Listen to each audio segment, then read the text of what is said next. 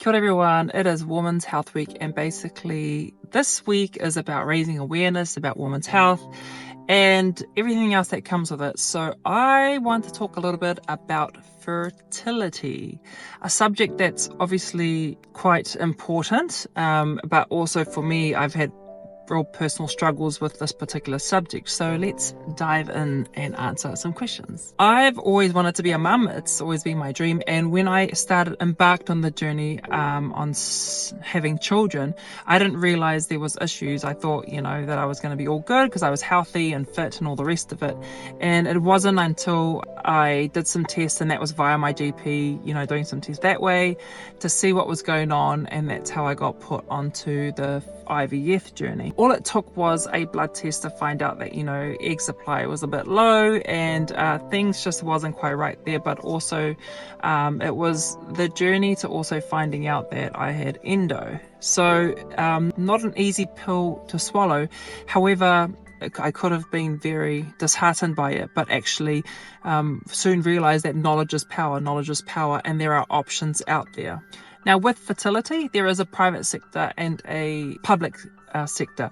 And I was, in a very fortunate position to be able to go down the private sector, which worked in my favor. However, it was one of those things that needed to happen because I was also chasing competition at the same time. Yeah, my mind was in a few places at once. So I took it upon myself to go to make an appointment with the fertility after getting advice from my GP and going down that route, and met the specialist who I ended up working with, Mary Birdsall, and then embarked on the journey. Now, I didn't realize it was anything sinister at the time, meaning I didn't think that it was more serious than what it ended up being. And the hardest part about going down an IVF journey is the unknown. I didn't know. First, I'm a Polynesian woman. I'm fit. So I'm thinking I am all good, but realistically, I wasn't all good. So first cycle came along, and that was very unsuccessful. Now, embarking on the cycle itself, financially, very difficult, very, very, very expensive financially, emotionally, very draining, and mentally. And then physically, it's all the injections that you had to endure. But the want for having a child outweighed all of these issues that you had to make a plan to make it happen. So it was almost like I saw this as a campaign or a competition that I was preparing for, and what will be will be. And the hardest part about it is nobody understanding A, what I was going through, but B, nobody knew what I was going through. And that was only because of the stigma around taking this route to have a child. And it was very difficult because nobody knew that I was going through IVF, and nobody knew until I had my first child. And that was only because in the Polynesian culture, if you don't have a baby, it's your family's curse, or you've done something wrong, or your parents have done something wrong. And I just didn't need that, because in fact that wasn't the case. The case is that I was the issue, and I had endometriosis, and my mother also suffered along this area as well. And it's just the fact of life. So knowledge is power, but it was almost like silently suffering at the same time, which wasn't ideal. Now, with my first child through IVF with Kimwana, it was all very new to me. So it was it was the unknown. There was lots of hormones and emotions and things like that. And when the first cycle failed, it was honestly like mourning something that never existed but did exist at the same time. So it was very draining. And it wasn't until failing the first one that we did more testing and found out that I had bad endometriosis. So we had to pivot in the cycle that they were putting me on and made it a longer cycle to see if we can retrieve more eggs. And the second time round, we're able to retrieve more eggs and actually have a couple frozen. So first lot, I put her in, and Kimwana survived, and that's how I had Kimwana. And then with the second cycle, I didn't really go for a cycle. I basically had some frozens, and basically that's what they inserted, and it survived, and that's how I had Tava. So the second time round was less stressful, but still stressful because it was the end of the road at the same time, and I really wanted a sibling for Kimwana. But it was still, again, a very interesting experience, because you're here going into basically a clinic to have a child, to be implanted to try and have a child. And that whole concept is weird in itself, right? But I think ultimately my goal and my want was to have a baby and to have a child, and because I've always wanted to be a mum because I took so much inspiration from my own mother, but this was the route we needed to go through. And there is a lot of stigma, there is a lot of opinions and things like that around having a baby and having a family, but at the end of the day you got to do what's right for you. And opinions are like buttholes, like everybody has one and sometimes they're full of it. But knowledge is power. And it's as simple as going to get a test or going to get a blood test or going to see your GP, because there are means and ways around it. For example, when you go in and it's not like directly from there to IVF or anything like that, there are steps along the way that you can take to see if that works or it doesn't work. You also got to see your own personal health. How are you? You know, is your blood pressure and diabetes and all the rest of it, are they under control? Like, it could be all contributing factors into why you can or cannot have a child. During my IVF journey, I didn't seek any help, none whatsoever. I embarked on this journey pretty much solo, and it was lonely.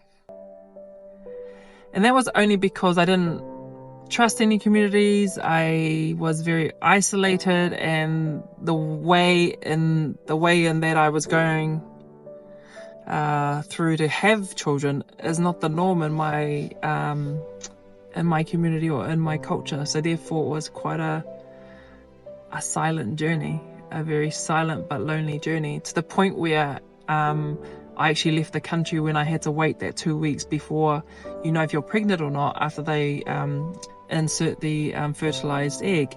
I actually left the country because I couldn't bear being here and I needed some distraction, and that's just how isolated things were for me.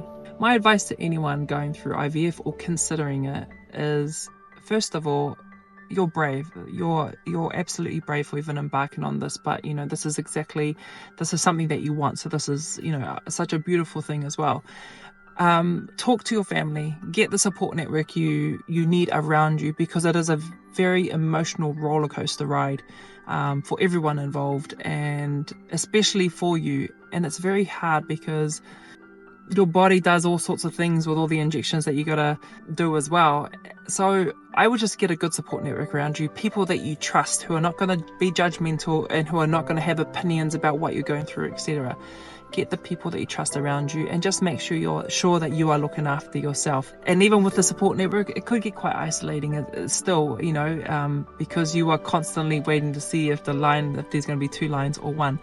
But equally making sure that you look after you and go through the journey, and just whatever comes your way, just deal with it as best as you can. But there are a lot of help out there. There are a lot of people who you can talk to professionally, which is amazing. If I had the opportunity to go through it again, and I had never been through it, I would definitely reach out to these different groups and communities, because they'll know what you're going through. You know, each cycle is different, each IVF cycle is different, but at the end of the day, the goal is the same. Before my IVF journey, I wish I got advice to do more tests earlier, to do more I don't know, clinical tests with my GP, and ask more questions about fertility and about children and bearing kids and having children when I was younger.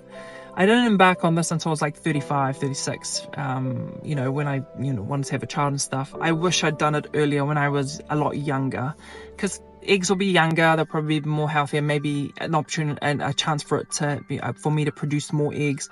Who knows? But I definitely use my voice and my platform now to athletes in particular.